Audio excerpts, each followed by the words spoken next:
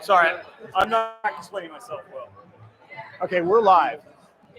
We're inside Iron Monk Brewery. On beer release party is happening, and we're waiting for Bobby. Bobby Wintle, founder, owner, progenitor of the Mid-South. He's getting mic'd up.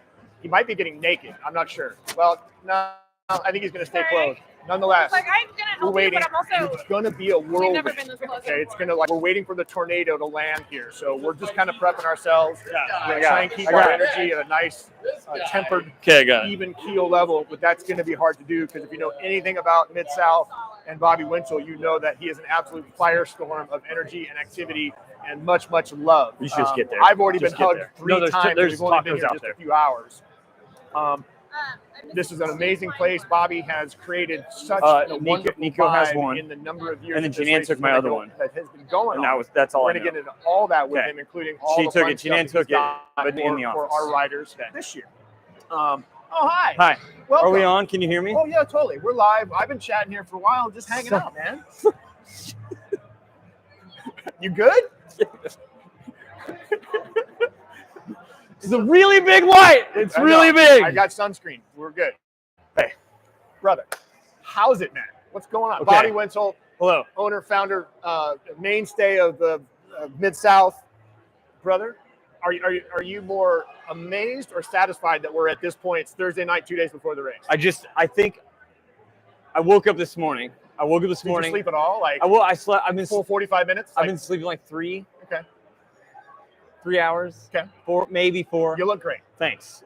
I've just been laying in bed from like 3:30 in the morning for the last 3 weeks. When I wake up, I've been going to bed at 10 or 11. Wake up at 3 or 3:30, and I've just been doing the thing, scrolling, whatever. And then at 5, been the only place that's open at 5 that I can do work and like get a sandwich and get coffee is Starbucks. There's a new one right by our house, so I've just been going to Starbucks and have my own seat, and everybody knows me now. And I gave them posters for this, and I told them about the live music, and I've just been doing that. And I thought, like, this morning I was just like, I'm more confident in our setup and everything that we're doing and everything that's going on than I've ever been in my entire life. Everything's set, everything's teed up. We were doing a VIP dinner with our sponsors and my family and my kids and Crystal, of course, and also just like really incredible people that have helped us become who we are through the community. So just friends here in town. Yeah. And, I was supposed to be here like 4 hours before to help set up and be here and kind of get my headspace into the beer can release party. And I needed to talk about the raffle, the bike, and the propane tank that is running the generator for the main stage, for the Fat Tire main stage. It just didn't come with the right fitting. Okay. And I also forgot that they drop it off and then they fill it with propane in 24 hours the next day. And I was like, oh, but we didn't talk about that. All 5 times we talked on the phone, they're like, yeah, Bobby, but this is how we did it 2 years ago. I'm like, yeah, it was 2 years ago, and then a pandemic happened. It's been 35 years since we did this. Right. And I almost spent like however many tens and tens and tens of thousands of dollars on the stage with no way to power it. And I was supposed to be here getting my head wrapped around this dinner. And then I said, I have to leave. I have to, even though it wasn't set. And I got over here to like make the speech to welcome everybody to dinner. And I got the text that propane showed up, adapter showed up. It's all happening. And I don't think I've come down from that yet. All right. Because I feel like my main, like, oh my goodness, dude, I'm sorry. I'm trying to like reel it in. That's all right. We'll settle in. So I'm here now. Every great event has a backstory, has a great backstory. I'm curious how this thing got started. Was it over after the end of a long ride and we had a couple beers and we decided, no, let's make this a race. Let's make it a certain type of race. We got beautiful roads. How did what is now known as Mid-South get started? So I moved to Emporia, Kansas in 2006, the year that DK started. I was barely into bikes, just gotten into bikes. My father-in-law got me into bikes through Crystal, and so they'd been riding bikes. They had been running. I thought it was crazy. I was like, you guys are doing 50-mile rides? Like, what does that even mean? Right. And I was in a band, and I was touring. And anyway, I quit the band, and I was in college full-time and had 3 jobs. And Crystal and I were long distance for a year and a half. And then I finally, in 2006, I was selling some stuff, selling my guitars to buy her ring. And I was dedicated to moving and being in the same space for the first time after a year and a half of touring and doing all the things I was doing. So unbeknownst to me, I hadn't even really gotten into mountain biking yet, which has become had become at the time my biggest love. Okay. This is a really long story. I'm going to try and like paraphrase it. So, long story short, 2008, Leland Danes became one of my best friends on the planet. I started to learn how to mountain bike, started to do some gravel riding. I started to beg Matt Brown for a job at High Gear Cyclery in Emporia. Okay. And he didn't give me a job for like 2 years, by the way. And then we started to figure out that DK was happening, right? That what is now Unbound was going on. And so in 2008, Leland did it for the first time with X number of humans. It was really small still, maybe a couple hundred at that time. Right. And I was just like, what's happening? What is this all about? And then we volunteered in 09 and we volunteered in 10. And then I was working at High Gear. And then in 2011, I wanted to do it, but Matt wanted to do it, the owner of High Gear. So I still worked at the shop, but then we still went out and we like chased Mike Marchand down in the last 6 miles of the race. And we got Mike Marchand when he won in whatever year that was, 2009, I think. And we followed Mike Marchand all the way into the Guest House Inn Hotel where the finish line was in the back of this hotel and there were nobody there. And so then in 2010, they moved it downtown and they had like 500 people. And my mind was blown. And Leland had moved away and was working for the National Guard and the Air Force National Guard and was doing recreational type stuff because he had his degree in recreation. And I called Leland, I'll never forget this. So I was walking up and down Commercial Street in Emporia and I was like, how on earth are you not in this town right now? Why are you not here? What's going on? And then they hired him for $10,000 a year, plus bonuses on top of the sponsorships that he could bring back into the community or into the race from the community. And then he became part owner, blah, blah, blah, blah. We wrote a business plan for a bike shop. We had a lease for a building in Stillwater and had a dealership with Trek a month before we even lived in this town in Stillwater. And the whole time I was like, there is not a bike race in the spring that's 100 miles long, that's in March, that's giving everybody a carrot to chase through the wintertime to be ready for 200 miles in June in Emporia. Because to me, this was the one to be ready for. And so, dude, I was like, let's get to town and let's check out the dirt roads and let's see if we can build an intentional, a beautiful 100-mile course that's hard and fun. And if the roads are sick, then we'll invite all our friends. And it took me like done. It took me like and it took me months to get time out of the shop to find it. Right. My daughter didn't sleep for like 2 years. So Emery had celiac and we didn't know it. So Emery would eat, we'd eat like pasta and we didn't have no clue. She'd wake up in the middle of the night screaming. And it was just because her stomach was so bloated and hurt. But we couldn't console her because she didn't have a dirty diaper and she didn't have, she wasn't hungry. She didn't want to eat. And so I would just put her in the car seat and I would drive just like 3 a.m, just like eyeballs like this. So this one morning this happened after we were here in town and I was driving west on 19th Street. And so 19th now has become one of the most prominent roads that we take out of town. Okay. And now we're heading east on 19th for 15 miles before we start heading north on the course on Saturday. But I was headed west. And I was just driving on a paved road. And she's screaming bloody murder, dude. Like nothing can console her. And I'm just going, and then like the hills are starting to get a little bit bigger, and we're on pavement, and I see this water tower, and I'm like, all right, but it's like pitch black dark. So then I come to a stop sign at 19th and Cottonwood, and it's a T, so I have to go left or right. And right, like, looks like pretty well graveled road, and then to the left, I'm like, man, it looks kind of red. Like, what's this all about? Because again, dude, like nobody in town was riding dirt roads in 2011 when we moved here. Right. And so this was probably like the very beginning of 2012. So I was like, well, I'll take a left. So I took a left. And then immediately over the next hill are the most beautiful, rugged, rutted out, insane backcountry red dirt roads I'd ever seen in my life. And she stopped crying. No shit. And I'm just like, my eyes were like, oh, what is this? What is this? Next day, dude, I came out on my bike and I rode like a 20-mile thing. And I was like, we have to see what else is out here. And we had no idea. And I was like, this is it. This is it. And then we came up and I told everybody, we got to come up with a name. We got to come up with a brand. We got to come up with an idea. And of course, I picked Land Run 100 because there were signs all over town that was like, this is where Oklahoma began. Right. And the Land Run opened to unassigned lands. And I didn't know what any of that meant. Right. And of course, now we're on this journey of indigenous voices, acknowledging the land, acknowledging the past, understanding that perspective is not our perspective is not everyone's perspective, right?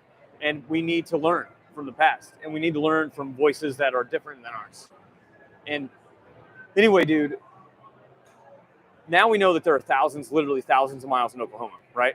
And I keep saying this, but I think this is still just the beginning. What we're doing. How many people did you start with that first year? 120, 9 states in Canada. A homie in Shawnee, Oklahoma, had a friend that he did ultra races with. Okay. And so he brought him in from Canada year one. So we've been international since year one. And then now how many are going to line up on Saturday? Yeah, so we capped it.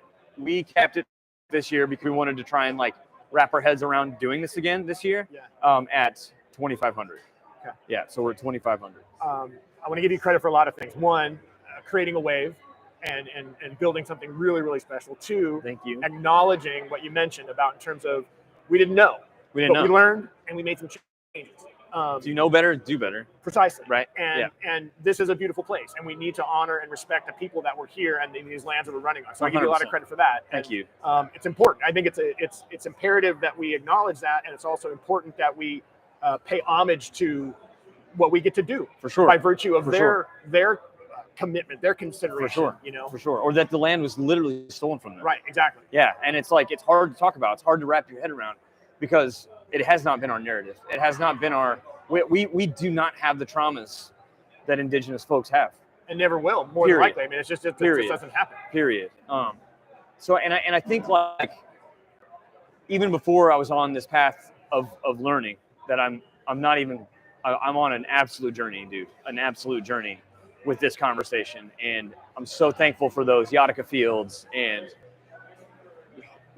so many others that we're working with right now. And Rebecca Nagel doing the This Land podcast through Crooked Media, and like the things that I've been able to learn and all the things I've read, dude, over the last few years have just opened my eyes wide open. When you consider that and all the other things going on, what are you most proud of with this event and where it's come to today? Is it the inclusiveness? Is it the top pros? Is it the new course you get to build every 2 years? What makes you the most proud?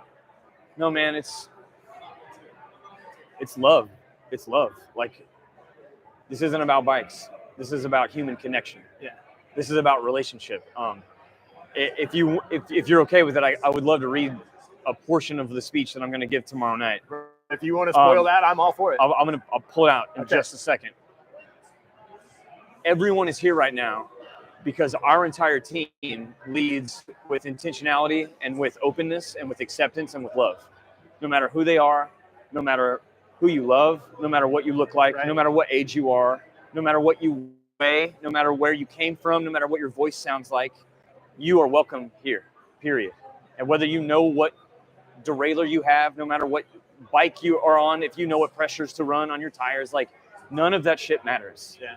All that matters is that each person, when they walk through the door, that they are met where they are on the spectrum of the learning curve of whatever it is that they want to learn, and that they are valuable. We were not asked if we wanted to be brought into this world. And we also didn't ask to be brought into this world. We were just born into it, right? We were born. And so therefore, we do not need to work hard enough to earn a pay that we deserve through a job. We do not need to work hard to gain the respect of you or someone else or your boss or a dean of a school of whatever that you're going to. Like, you have intrinsic value because you are alive. Period. Right. Period.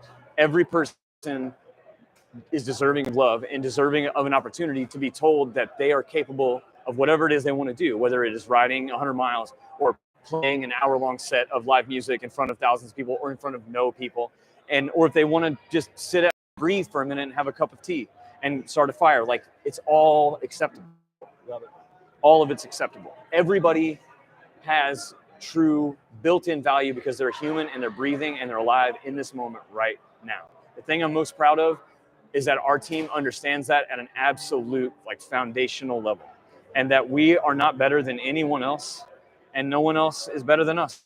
That we are all in this shitstorm together. We're all the same, yeah. We're all the same. You start with that as a foundation, my man, it can only go good from there. And that's why everybody's here. Yeah. That's why everybody's here, like, because they just want to be together.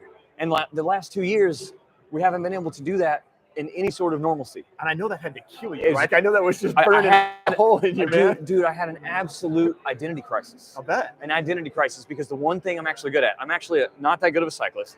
I'm not that good of a race promoter. I'm definitely not good at running a bike shop. And I'm also not as good of a musician as I want to be. I'm a professional at bringing people together. I'm a professional at human connection. Yeah. And the one thing that I'm a professional at that is like my superpower became looked upon as evil. Like it was evil to gather. It was evil to like have friends over for dinner. It was evil to have socials at the bike shop. It took away your core competency. Dude, and I was just like, for a minute, I was like, oh, sick, we get a break. Let's take a breather. I'm ready to go back together. 10 minutes, I was like, I need to hug somebody. I'm going to lose my mind. Yeah. So everyone's here and so amped, and it's all happening because we crave human connection so deep. Yeah. And no, it's not about the fastest. It's not about the middle pack. It's not about the slowest. It's not like, if anybody thinks that this is just a bicycle race, you are absolutely incorrect. This is a weekend endurance festival of community. Period. Yep. Period. I have so many things that I've been writing down, dude. So many things. Well, real quick. Go ahead. What I was going to ask, every year you do something special, add more, things become more unique. What are some of those things this year? I know you got a grad salsa custom bike that's being raffled off. So what are the other cool elements? The most important thing is the course atlas. Okay. So we created a book. Have you seen it yet? I saw drops of it online the other day. So Josh McCulloch, our new creative instigator, is his official title. Nice. Josh came to me in October of 2020. I was in Bentonville, Arkansas for 2 weeks, basically off and on, trying to find a property to open a bike shop. Because I was like, this place needs a bike shop that is full of community, full of coffee and full of beer and full of wheels being built and full of humans interacting and doing things, and a place of community that was fully, truly like a dirt baggy bike shop with some of the most sexy shit you've ever seen. And I'm very glad that all fell apart because I need all of my focus to be right here. Okay.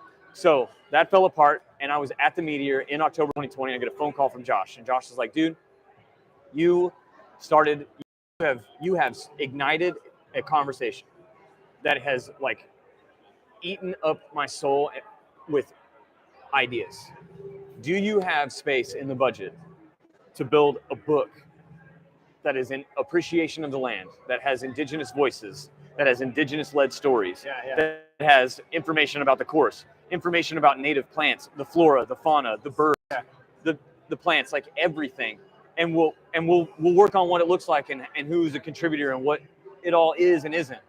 But do you think that you have room in the budget to like make this type of lift and to make a physical book that you can't double tap, you can't like it, you can't comment on it, you can't share it, you can't dislike it, you have to sit with it and you just have to read it and digest it. Yeah. And I was like, yes, absolutely. But Josh, I also need a social media like manager, and I need help with my website, and I need all this other stuff. Hi. This is where all the mash comes out. This is right here. This is where the beer gets made. This is amazing. And Josh was like, you know what, man? He's been a professional wedding photographer outside of Oklahoma City for 15 years, making incredible money. Right. Doing photography for weddings for the biggest oil names you've ever heard of out of Dallas, Oklahoma City, Kansas, wherever. And he's like, I'm shutting it down. I can't do it anymore. I can't work for these people anymore. Yes. And my price is very low. And I hired him without talking to anyone else on the team right then and there. Right. And then a year and a half later, we have a 64-page, hand-bound, beautiful book. Toby DePaw from Mordecai Book Building and from People for Bikes hand-pressed every cover. And then we had all the internal pages printed, and then Toby assembled them all. And we got them a week and a half ago, and the first time that I opened them, I cried. I cried. Sure. And so every participant gets the book for free. We printed 2,500 of them. Matt Hornland from Easton Overland came on board without a question as the sponsor to make it all happen. Right. I'm more proud of this publication to start a conversation about, hey, where you are was taken care of by someone else before you that maybe didn't have a concept of property, of division of property lines, value of life, of ownership. Yeah. We're starting a conversation about the land holding us and us also holding the land. And we cannot have these events without the land, and we cannot have these events if we don't take care of the land. And we also are getting ideas and conversations from indigenous athletes where no other cycling event ever put them at the forefront ever, in my opinion, before. Right. And we're doing it for the first time. And dude, this is just the beginning. Just the beginning. And so Yataka has a piece in there. Please, everybody read it. It's incredible. We're not selling these books, but if there is a demand, we'll try and figure out how to get more, to get it in more people's hands. I'm getting tons of questions about it. Sure. Yataka hand painted. It's also Warbird frame, and we're raffling. Please go buy tickets. You do not have to be present to win. We're giving it away on Sunday morning at the Bobby's Brunch Roll. I'm going to lead a group ride at 9 a.m. on Sunday, and we're going to do brunch at Zanotti's at the wine bar right by the finish line. Right. And then I'm going to give the bike away, a Kuat rack away, gift cards to Pizzeria Gusto in Oklahoma City. We have a handmade custom knife we're giving away. We have a Mid-South kit we're giving away. We're giving a Mid-South entry for 2023. And they're $10 a ticket, and you can buy as many as you want. And all the money is going to the Gray Snow Eagle House at the Iowa Nation. 12 miles south. They take eagles that have been wounded by gunshots, car accidents. They fix their bones, they rehabilitate them, and they release the eagles back into the wild. And we've been trying to get connected with them for like 2 years with no avail. And then Yataka steps in, and now Abraham from the Iowa Nation, from the Gray Snow Eagle House, was at the shop 2 days ago with us for an hour and 45 minutes. And we're building relationships that felt impossible. Awesome. And it's not about bikes, and No, but the bike is the vehicle. Right. So it's the connector. Exactly. It's the denominator. It's like I had no idea that this is how it was going to go down. I just wanted to throw a race with my friends that was hard on 100 miles of road that was dry. I didn't have any idea what the wet roads were like the first time we threw the race. By the way, we'd never ridden on the wet roads the first time. Tricky. It's pretty wild. And now, dude, it's like you're here. All this is happening. All these people are here. We have our own beer. We're going to try and put this beer into distribution for the first time, and then build potentially a nonprofit around it that will get bikes for kids that are underprivileged, more other things, mental health issues for local community people that need it, instead of, the police being involved, something like that. I've got a million ideas, dude, and I can't stop them from coming. Like, I just can't. No, you are a powerhouse of energy and ideas alone, man. I can see where that's sometimes impossible to turn that faucet off. I can't even. I know how busy you are. No, I know. Sorry, I did not mean to look at my watch. I'm sorry. That's not really the point. I'm sorry. The point is, we're Thursday night, so I'm glad we got you now. I know how busy it's going to get for you over the course of the next couple of days. Totally.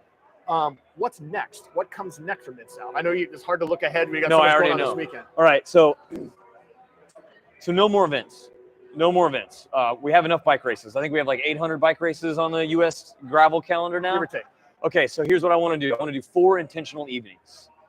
Anywhere on Earth, anywhere across the U.S. I'll probably start in the U.S. But I want to curate these evenings. I hate that word. Forget that word. I did not say that. I want to build these evenings super intentionally with keynote speakers, with long story form presentation and Q&As. It'll be a 3-day event, basically, where you get into town, we do a group ride. We have a dinner, everyone goes to bed. We wake up the next morning, we do breakfast, we do another group ride, we do like a bigger group ride. We get back, everyone gets showered up, and then we have an incredibly set up evening with a chef, meal, dessert, keynote speaker. We've got a jazz band, there's a brewery, there's wine, and then everybody that's there gets to hear from an entrepreneur of some sort, or an architect, or an author, or an athlete, or whatever. That just takes everybody's ideas from. There's a band in town at the brewery right now. I did not know this was happening. Anyway, it can be anything, right? And then the Q&A can be, how did you become who you are, and how did and it all applies, whether they ride bikes or not, or it doesn't even matter. And then doesn't matter. We end the evening, and then we wake up the next morning, and we go on one last ride, and then we say goodbye, and we encourage everybody to go on and do whatever it is that they've been dreaming of doing their entire lives. So I want to do that in 4 places. I want to do Stillwater for sure. I think I want to do somewhere in Arizona. I want to do maybe LA, and then maybe New York City. And it's going to be a Mid-South thing. Love it. So what is the over-under on hugs you expect to give over the course of the next 3 days? I'm not sure. 5,000? I was saying a few weeks ago that I wasn't giving hugs at all, and that's completely out the window. Oh, I already got 3. Maybe 5,000. I'm going 5,000. 5,000. 5,000 and a half, so there's going to be a winner loser somewhere. Can I end you with this? Oh, please do. All right. I don't even know where I want to start. Just give us a nice chunk. I'll just give you a little chunk. We all can right, blow it out. It's getting really, it's getting loud. Okay. So not what, can you hear me okay? Are we all right? Not one thing can exist without its opposite, right? Not one thing can exist on its own without the other. You cannot have hot. You can't have hot without cold. So isolation does not exist without community. Without one, the other has no form, no definition, no place, no meaning. There's no day without night, no suffering without celebration. These things cannot exist alone, as they need the contrast of the other to be communicated into our souls. Anger, joy, confidence, doubt, fear, acceptance, hot, cold. Your entire body might be toasty warm inside of your sleeping bag, but your nose is exposed to the elements, and more likely, your nose is experiencing the opposite reality than the rest of your body. We can only appreciate the days that the roads are dry because we know just exactly how insane the roads become when they are wet. Nothing truly stands alone in and of itself. It must have an opposite to provide depth, clarity, and definition. So, without isolation, we can never know how good it is when we come back together. And that is exactly what's happening right now tonight. We are coming together for the first time in 2 years, and we now know just how sweet it is because of how bitter it has been over the last 2 years. I have been dead for 2 years, and now I'm awake, and now I'm alive. Fired up as can be, buddy, and I can feel it. I love you. I want to thank you for creating this and giving this, bringing this to us. Thank you. Not us, but us. Yes. And man, keep it up. Thank you. I know it's only going to keep getting better with every brother. Love you. You're the absolute best. This is awesome. I can't wait to see the next couple of days and be out there on course on Saturday. Yeah, get out there, baby. Yeah. Do whatever you want. All right. There are no rules in Midtown, basically. If you're not ready to go run through a wall right now, you missed the point. Okay? Bundle up. It's cold here. Yeah. We're going to go and continue to enjoy some more of these lovely IPAs. Absolutely. Made here by Iron Monk. Nice folks at Iron Monk. Iron Monk. Yes. It's fantastic.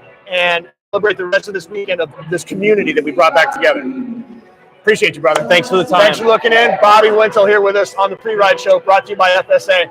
More to come. Keep tuning back in with us. Thank you. Awesome, bro. Good stuff. And hey, I want that piece of